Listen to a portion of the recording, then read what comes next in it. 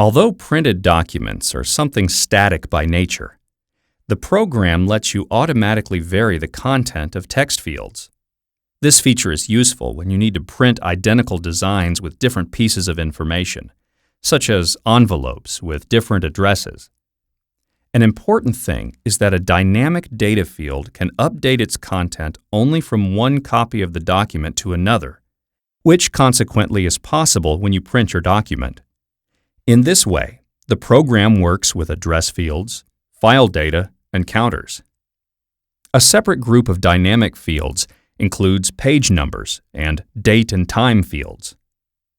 All dynamic fields can be added using the Insert menu. As soon as you add a page number field, it shows the number of the current page. It instantly updates if you add, delete, or rearrange pages of your document. Date and time fields simply display the current date or time. Actually, they cannot change every minute or second as a clock, but they update when you open or print your document, and also when you open a page with a field of this type. To access properties of a dynamic field, double-click on it, and then double-click again. Yes, 2 times, because the first double-click activated the text editing mode, letting you type some text before or after the field, like this. The second double-click opens the properties. Let's return to the first group of dynamic fields, which are the counter, address field, and file data. The counter just increases its value in every copy of your document that you print. This lets you print serial numbers through all printed copies. The address field is actually a combined name for a group of fields, such as the first name, last name, or street. As it was mentioned, you can use the merged printing feature to print a range of addresses on a pile of envelopes. Let's do that. First, we need to compose an address. Although you can add individual fields to anywhere on your page, it is much better if all address fields appear in a text box. This way, your address will behave as a solid object. To draw a text box, just use this tool from the toolbar. Don't forget about adding spaces between fields.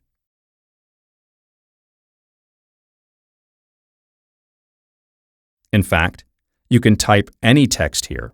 For instance, add phone before the phone number. Note that the phone word isn't dynamic, so it will remain if a contact doesn't have any phone number. Your design now displays the field names. The actual data will be imported and inserted into the fields during printing.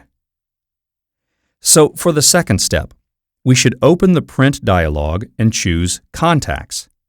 The program can import contacts only from Apple Contacts. Just click the Print List button and check those you want to print. Don't get confused with the number of pages to be printed. The total number of pages is indicated below the preview. If we take an envelope as 1 page, choosing 3 addresses produces 3 pages on the print. They aren't exact copies because the addresses are different. If you want to have 2 copies of each envelope, type 2 in the quantity box. Now we have 6 envelopes in total. Before running merge printing, it's a good idea to check the print preview and see how the imported data populated the dynamic fields. This can help you to find out if everything fits in the given space. The file data field is left.